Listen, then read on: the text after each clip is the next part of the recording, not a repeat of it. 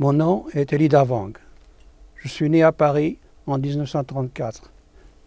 Mes parents ont été déportés à Auschwitz, tandis que moi, je me suis caché avec une amie d'une amie, une femme juive jusqu'à la fin de la guerre.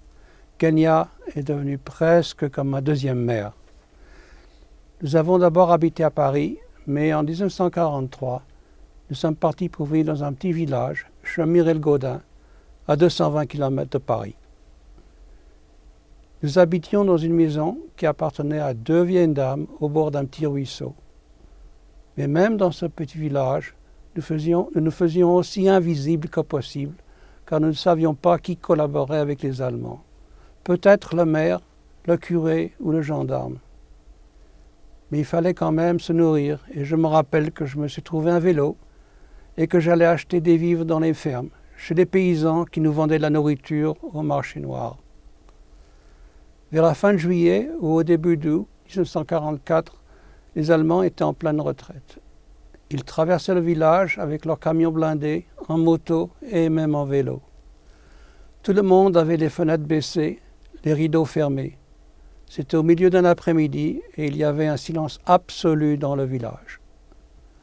Un peu plus tard, on a commencé à entendre un roulement de plus en plus fort et quelqu'un a osé tirer les rideaux et a aperçu les premiers chars d'assaut américains. Tous les habitants sont sortis de leur maison. Les drapeaux américains, français et anglais sont apparus comme par magie. Et ensuite, les troupes américaines, dans leurs camions, roulaient sur la route du village. Les soldats nous lançaient des chewing-gums, des morceaux de chocolat, et c'est comme ça que nous avons été libérés. On ne peut pas se mettre à la place d'un garçon de 10 ans qui, pour la première fois en 4 ans, a le sentiment de ne pas avoir peur, ne pas avoir constamment à se cacher, de pouvoir sortir et respirer librement, de courir et jouer avec des copains. 2 mois plus tard, nous sommes retournés à Paris.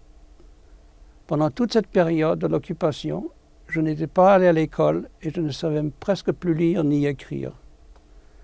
Mais lorsqu'on a 10 ans, on rattrape rapidement et au bout de 2 ou 3 mois à l'école, j'avais repris le même niveau que les enfants de mon âge.